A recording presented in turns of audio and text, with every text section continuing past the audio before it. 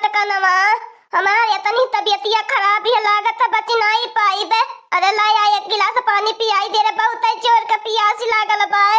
खटिया बहनी धैली है बाटी चला भर के हिम्मत नहीं बाय। देखत बाटू पतो ही न के तीन तीन पतो ही कवन है काम के खटिया पर से उठावे भर के नहीं कुली बाटी नी कहिए से तोहार मारे के इंतजार करत बाटी मरत कराई हाउ खाली हमारे करेजे पे भावरी लगावती हाउ जल्दी से मर जा तू हमहु के मिली जात छुट्टी तो से।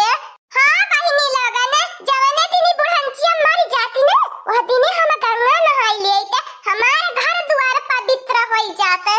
मुअल का हमारा बहिनी लगन पकौड़ी गुलगुला ठूस लिए बा बीमार पड़ी ई बीमार पड़ी खाली खइले का मोटाई मंगल गावती है। मुअल के ठूसे होई बुढ़ंचिया गैस बनल होई अब कहती बा हम छिन होई के जात बाटी। ए बूढ़ा जात है हम सुत्ता आ हम जगाया मत खो की पादी के बताई दे त बाटी नहीं तो आके पलनिया उड़ा सब न छितराई जाबू। का रे मटकनवा हमारा आखिरी वक्त चलत बा कब से कम आखिरी वक्त पे ते ऐसा नहीं बोलती सही बतावत है रे मटकनवा अब नहीं हम बचब अब हमारे देही में तनको जान मान नहीं रही गेल बा देहिया सूख के लकड़ी होई गेल बा। ए मटकनवा हमारे तीनों बिटियावन के न फोन कई दे आई के हमसे मिल भेटाई जाए। ए कया आफत तू है लई के झेलत बाटी तू का काम बाटू तोरे तीनों बिटियावन के बलाई ले उन्हन के बना खियाई के हुराई उन्हन ते अवर हमारे करेजे के आफत है न भातार काटी जान जब से ससुरे कुली है तब से हम जीव जियल बाटी। का करी अब हमार हाथ पांव नहीं चलत बाई खटिया धइल है अपने बिटियावन के मंगा नहीं पावत बाटी अब हमारे बिटियावन के खोज खबर ले हमारे मरले के बाद कैसे करे बाटी अब ऐसे पाई है के खोज खबर ले अपने चलनवा भर अपने चलतावा भर भूजी ताता नवले बाटी नी हमार जिंदगीया अब इन लोगन के हम उलट के तकत है बाटी। रोज बहिनी बुढ़ंचिया मारे के नाटक करैले लेकिन त मारे ही नहीं आज तक के खाली बिलारियन की नहीं ना खड़ा लगाए रहैले लगत है अब नहीं बचब का करी बहिनी कवन एक काम के तीन पतो है तीन बिटिया तीन बेटवा मरे के वक्तिया हमरे लगा केहू नहीं बाय हमार तीनों रानी नहीं बाटी नी हमार तीनों रानी रहती नी तमुहा देखी देखी का पता जिए जाई त यह मटकनवा की आदत नीक नाई बाय हमारे अम्मा के दुआरे पे सुताई के आया अपना भीतर आइली है। ए मटकनवा मटकनवा ए भैंसिया हथी नंदनवा का करी बहिनी यह मेहरारू से हम बहुत भैया लोगन तंग आई गए बाटी जब देखा तब 24 घंटा खाली पलंग पे गोड़ फैलाई के सुते के कह दिया अम्मा ए अम्मा अम्मा काहे बोलत नहीं है आवत दुआरवा पे बाबू लाल कह के बलावत रहली है आया जितना गहरी नींद में सुतती है कि तो के पता नहीं चलत बाहे देख तो लाला आयल बाय काहे आज हमारी अम्मा बोलत ही नहीं बाय हमसे कारी अम्मा हमसे नाराज है का कवने बात लेके हमसे नाराज है। ओए रे मोरे बापा रे बापा हम लुटी गई नी बर्बाद हो गई नी हमारे अम्मा तो काहे हमें छोड़ के भाग गईली अब का करी रे हमारे अम्मा। अरे मटकनवा भैंसिया घर मन से निकल आती रे हमारे अम्मा हमें छोड़ के चली गईली। सही में हजीने कुआ के पापा बुढ़ंचिया मर गए हे भगवान सही मगर बुढ़ंचिया मर गई होई तू सवा पान लट्टू चढ़ाई बे करे मटकी भैंसिया हती नंदनवा हमारी अम्मा हमें छोड़ के चली गईली आज से हमें अनाथ हो गईनी हमारे आगे पीछे के केहू खोजवैया नहीं रह गए हमारे अम्मा के मरले त हंसती है बुजरी नहीं जीने कुआ पापा हंसत नहीं बाटी तू रोवत है भला हम कैसे हंस सकीला। अरे केतना न घर के बूढ़ पुरनिया रानी दुआर रखावती रानी त बतावा हम काहे हंसब हम तेवरा तकलीफ होती है मां जीने कुआ पापा ए जीने कुआ पापा का कह जाए रो गाय के अब तो संतोष मारे के बाय हमारी अम्मा छोड़ के हमें के बहुत दूर चली गई नी ए जीने कुआ पापा चादंगा में से मनन पटोरी लावा ए अम्मा के लहास के ठिकाने लगावा। ठीक थी हमार मटकनवा आता हमार करजवा फाटत भाई हमारा फाटल करजवा के कैसी अरे हमारे अम्मा हमें इतना मानती रहली हवे तोरे तोई भावा परदेस बाटे अब कैसे आजू आए पहिया और लगन तो परदेसवा हरदम रहा है ने उन लगन के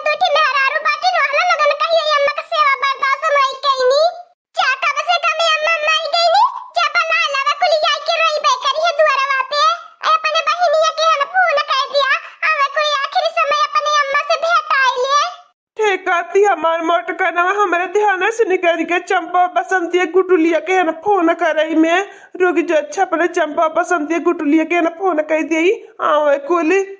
झलकुआ पप्पा चाचा मम्मा से मने बटोर के लावा चार मने तो चाहिए कहिए कान हो देवे खातिर हम फोनवा कर देते चंपा बसंती गुटुलिया के न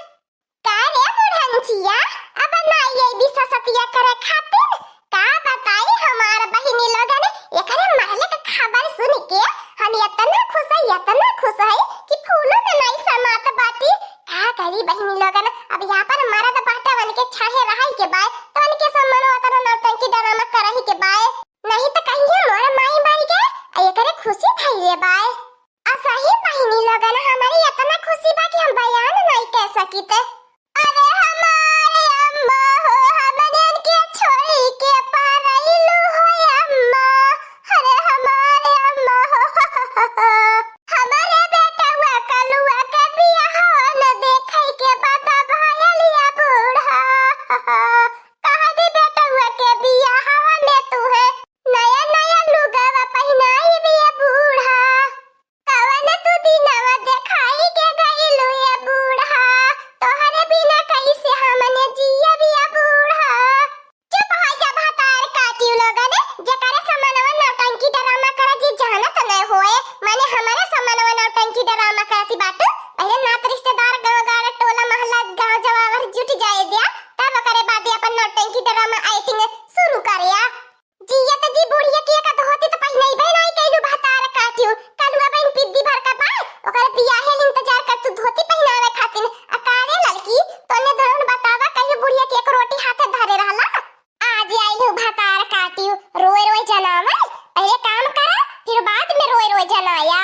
एक मिली तारे चंपा के फोन कर दे बसंती के फोन कर दे आ गुटुलिया के हम कह दे त बाटी हां नहीं त ना त बात में छिटका दे बाती बुढ़ंचिया उलट के चली बसली पटीदार है पटीदार के नहीं काम करा हां नहीं तो अकेला का हमारे बूढ़ा रहनी का हम अकेला बूढ़ा के हिस्सा बखरा लेल बाटी तहले लगन अकेले बाटू तहले लगन बुढ़िया के हिस्सा बखरा पर राज करती है मजा मारती बाटू तहले लगन मिलके 13 ही 12 में करबू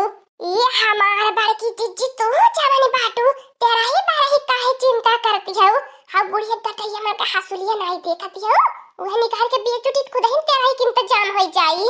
दोबारा तो कहू ना भातार काटियो महतारी गहना गुड़िया पे बिटिया ने कहा कर रहाला हम नहीं वने कहा का मारा बच्चा है केतना कोई खराब हुआ त कासे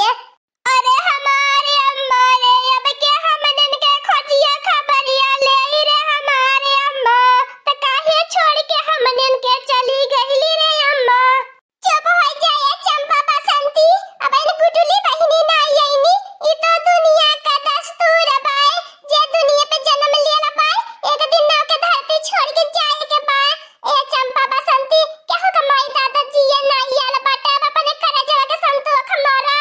अरे हमारे अम्मा देखो रे कर बिटिया वे आइली बाटी ने कम से कम हमारे अम्मा याद तो बोली दे अपने बिटिया से लास्ट बार रे अम्मा बोली दे रे हमारे अम्मा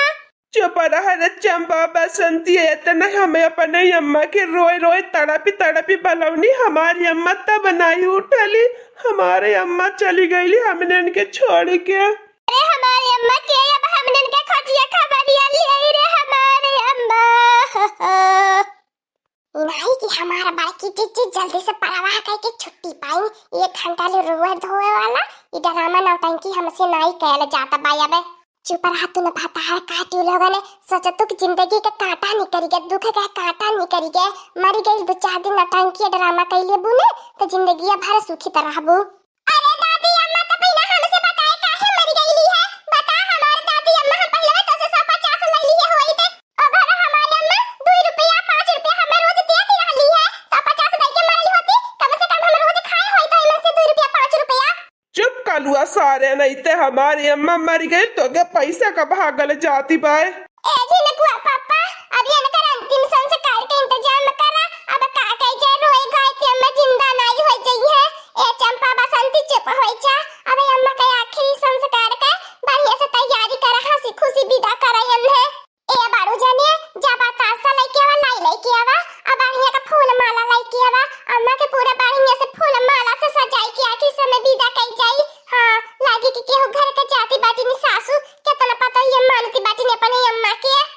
सही कहत है। अरे मटकनवा लड़की देखी नहीं हमें जात बाटी और तन्ने घर के काम देख ही लिया का कह जाई। अब हमारी अम्मा तो छोड़ के चली गई दुनिया से, हम तो पैया हो गई नहीं पैया।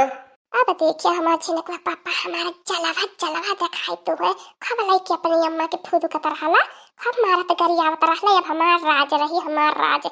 हाँ दोस्तों, आज का कार्टून कॉमेडी वीडियो यहीं तक था। आगे का कार्टून कॉमेडी वीडियो देखने के लिए हमारे चैनल को सब्सक्राइब करिए। हमारे चैनल का नाम है दीदी कार्टून ऑफिसर। और हाँ दोस्तों, हमारी वीडियो को ज्यादा से ज्यादा शेयर करें, लाइक करें, बेल आइकन को दबाना मत भूलिएगा, सब्सक्राइब करना तो बिल्कुल मत भूलिएगा। और हमारी कार्टून कॉमेडी वीडियो देखने के लिए आप सभी को धन्यवाद।